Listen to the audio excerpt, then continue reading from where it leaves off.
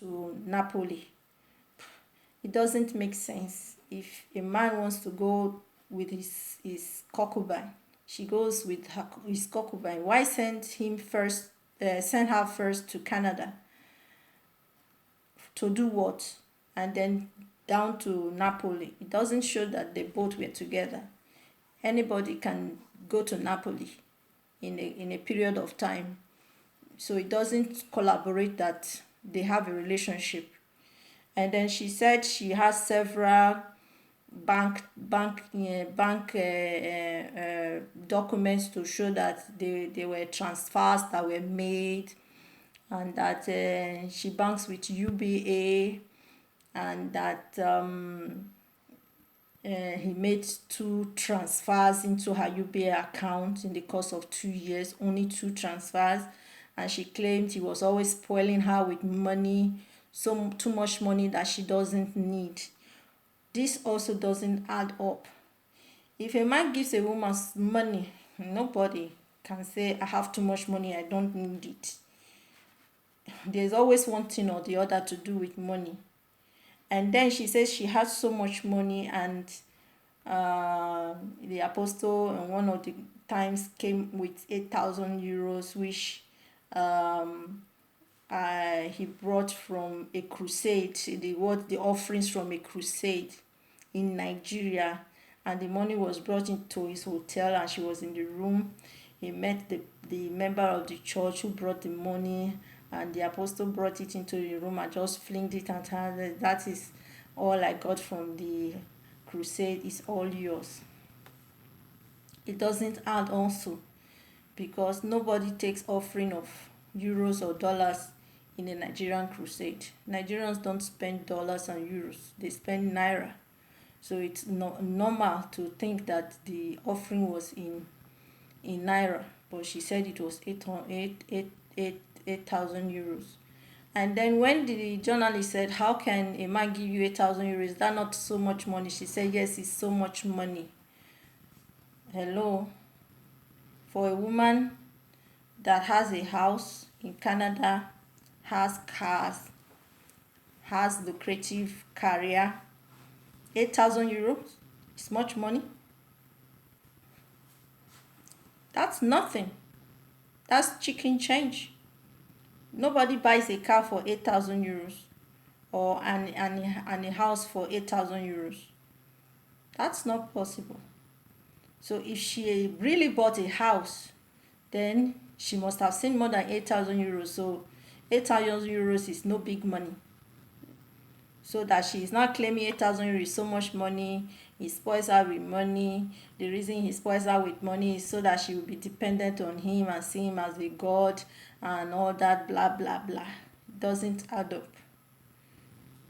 It doesn't add up at all.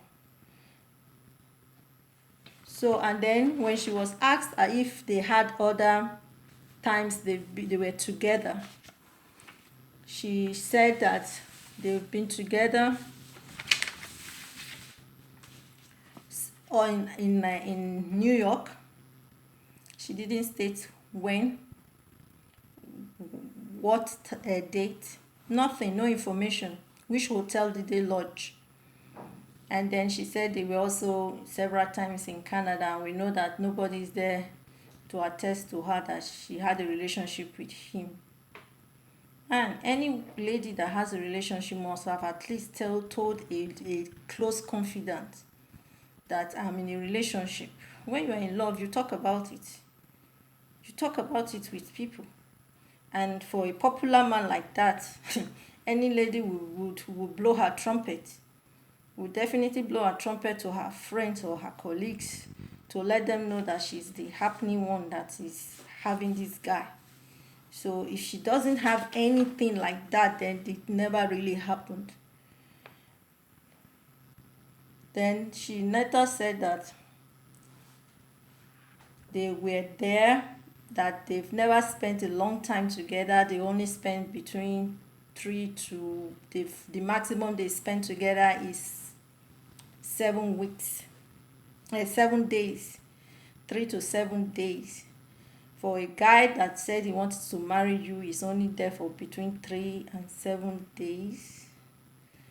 Wow, that's something I cannot understand or comprehend. And then when she was asked what are the names of the hotels they were in Nigeria, she didn't know. Very strange. She only could mention one. I can't remember the name of the hotel now. And then the other one, she was trying desperately to describe it. And that was the self same hotel she said she was poisoned by the apostle, because she said in that hotel the apostle gave her juice and said he wanted to eat pepper soup, and then the apostle didn't take from the juice. Then the pepper soup was brought. If a pepper soup is brought to somebody, obviously they didn't eat it in the hotel restaurant. So definitely a hotel attendant brought the food. So who was this hotel attendant that didn't know it was apostle that was in the room, and that apostle was with somebody, and didn't noise it to the other people in the hotel? We know how Nigerians are, they gossip a lot. So definitely if a hotel attendant saw something like that, they would have thought. And then she can easily trace such person who will come and testify for her. Nothing. And then they've been going to hotels and nobody had ever seen them there. She said they were in this hotel in the night. They stayed till 4 a.m. and then the apostle came out to escort her out, and they both took taxi. They walked out of the hotel. When they were walking out, the receptionist says was not there, disappeared. The gate man definitely disappeared, so the hotel is without receptionist and gate man who saw them. So then they took a taxi. Definitely the taxi man must have known the apostle or known her, because he's a popular man. No taxi man. And then they went to her own hotel. She never mentioned the name of her own hotel. It's also without name. And then he stayed over till 6 p.m.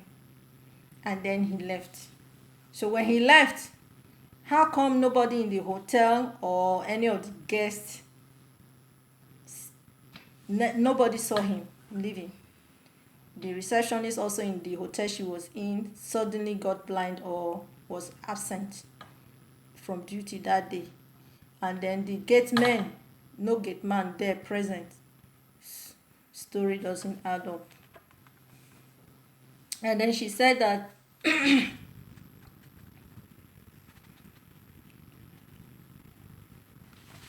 her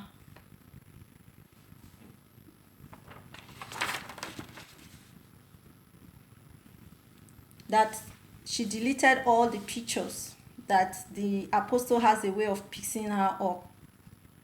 That went because somebody among the journalists asked her if there is any other evidence apart from all this one she's claiming, a concrete evidence that the apostle cannot deny. She couldn't come up with any. And it's strange because everybody have bet mark. So you have slept with this guy at least minimum of 2 times, you claim. And in this process, you never saw any bet mark, no special marking on his body that is really, really unique, that you can say, yes, these are scars, these are markings on his body that I know this thing, he cannot deny it. Or this is his body odor or something like that. Nothing. And then, oh, okay, what about his family? What about his private life? She said no, they don't discuss private life. If she was the one type that discusses private life, she would not have lasted. Big joke. Because yet she's claimed in the past interviews that he said he doesn't the wife doesn't please him. What could be more intimate and private than that? And he had a threesome with a Nollywood actress. What could be more private than that? So if he could discuss such things with her, then definitely they must have discussed some issues, private things. If she cannot come up with any, that means they never discussed anything. She doesn't know this guy. She doesn't know him. She doesn't really know him. She's just cooking up stories. And then they went further to ask her if she could produce any other evidence. She said yes. When the guy pissed her off, she deleted the phone, all the pictures in her phone, and apart from the ones in the laptop, she doesn't have the laptop anymore, and then even up to his telephone number. So if she deleted the telephone number, how come she now had a number with which she communicated with him? Because she said it was later, when he was now behaving funny, and he tried to kill her. After he tried to kill her, then she now kept that picture that she produced to the public. So please, members of the public, let's analyze this issue. A man tried to kill you. A man aborted your baby. And yet, instead of getting mad with him, instead of calling the police on him, you still went ahead to have a relationship, to the extent of having a video chatting that you recorded. Doesn't make sense. Every woman will be upset, angry, and want revenge for that. Even if it's your husband, you want revenge. You want people to know. You want to tell his family. You want to tell his friends what he did. None of these stories.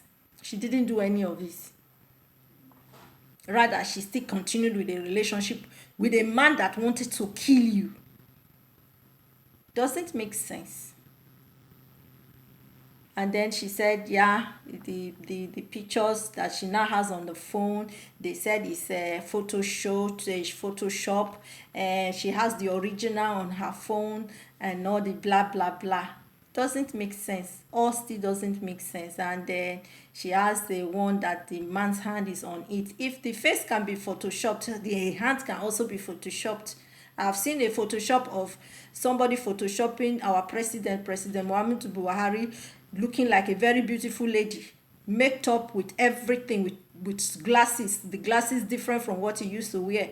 I was shocked to see him. Beautiful. That was pure Photoshop. I've seen people photoshopping a baby's head on an adult, or an adult's head on baby. So photoshopping the fact that a hand is on a private part doesn't state that it's the apostle's hand. The apostle's hand is everywhere in the web. So anybody can pick any part from anything and place somewhere else. So that is that. And then when somebody now asked that what is the size of his manhood, she said she doesn't know. That was her initial reaction. Then later, when they pressed on, she said she doesn't know, maybe medium size. If you've slept with a man, your first reaction is your real answer. So that means you people never slept together. So based on this analysis and much more, I would like to comment one more thing. When she was asked how come her father said her claims are not, that the apostle never came to their house and all that, she said she will not comment on that. That later she said she would rather take the high side, meaning that her father is stupid. That how can a father, without hearing from the daughter, would make such statements. I believe that is very insulting. No decent girl will talk to the father like that. We are Nigerians here. Where is your respect? This is a man that fathered you, gave you food, sent you to school, and you cannot respect him. You stand in front of the public for whatever reason, because of money or whatever, and you speak such thing to your father. It's really sad. Really, really sad. She should go and get her priorities right. She should go and apologize to her father for saying such thing to her father. It's very, very wrong. Very, very wrong. So now I have got information that Miss Otobo on the 15th of March said she did not try, she is not blackmailing the apostle, and that what she is doing is that she wants the truth told, and that the apostle should seek for mercy from God, and that the apostle should apologize to her publicly for humiliating her, and that she believes she has received her own mercy from God because she went to jail.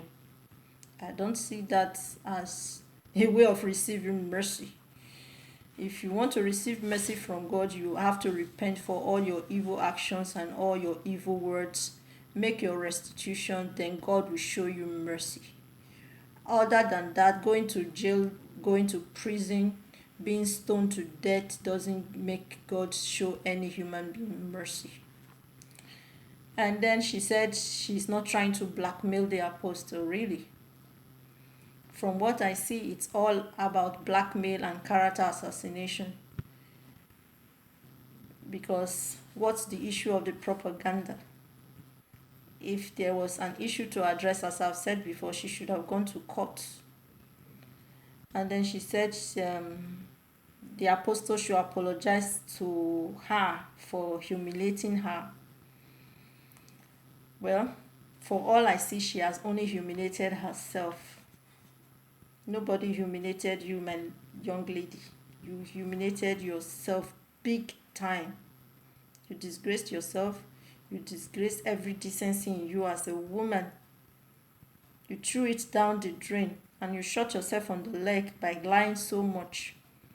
You've only proved to everybody that you are not credible. You don't have a strong, a decent character. If you present this issue before a judge, any case that is questionable cannot find justice. And this case is very, very questionable. Very questionable. A woman that claims she loves a man, she loved the man so much, and yet when the man broke up, a normal thing is, well, she cries, dusts her body, and goes about her life. Not go ahead and start going in public and castigating the man. That's not love. That's no love. And